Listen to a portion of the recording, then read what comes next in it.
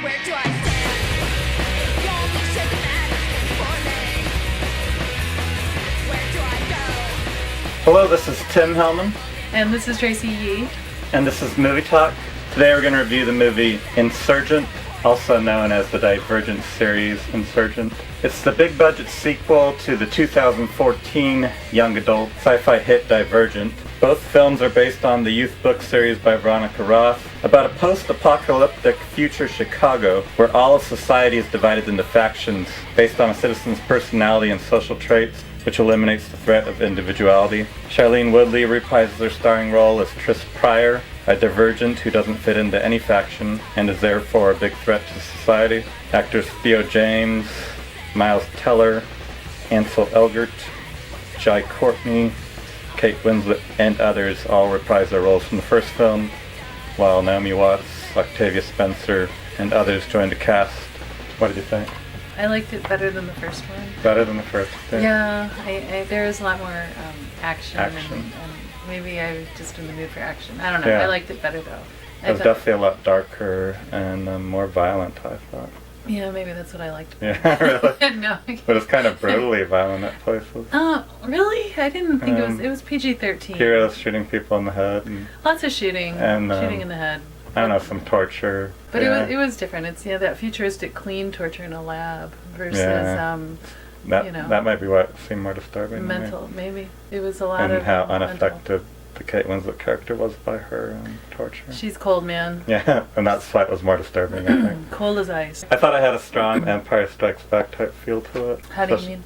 It was darker and took the story in a similar direction, and then the whole clean room facilities the whole ending was set in reminded me of Empire Strikes Back. Interesting. The visuals are really similar. Yeah. And then the dark feel of it was similar too.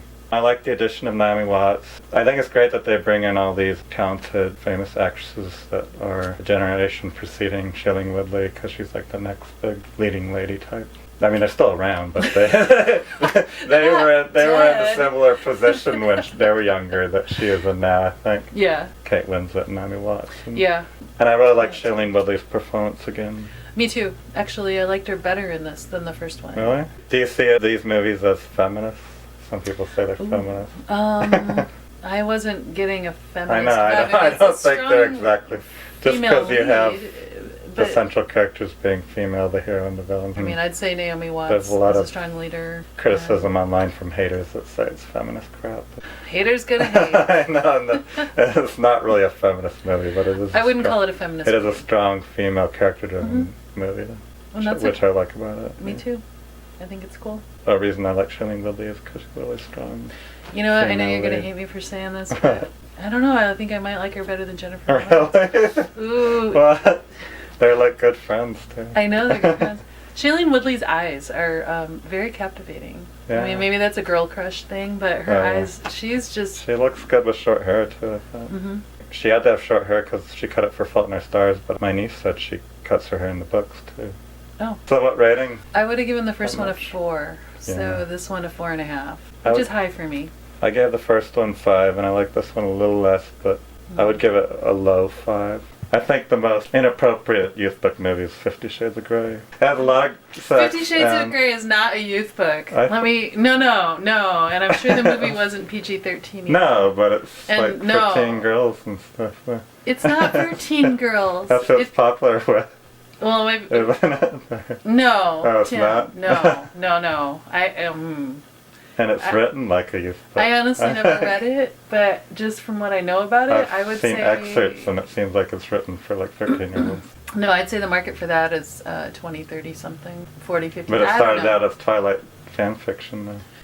That's what they say. It did start out on Twilight fan fiction. Did you do a movie talk on 50 Shades of Grey? I want to. Did you like the movie? No, I gave it one star. No. That's definitely not a feminist movie either.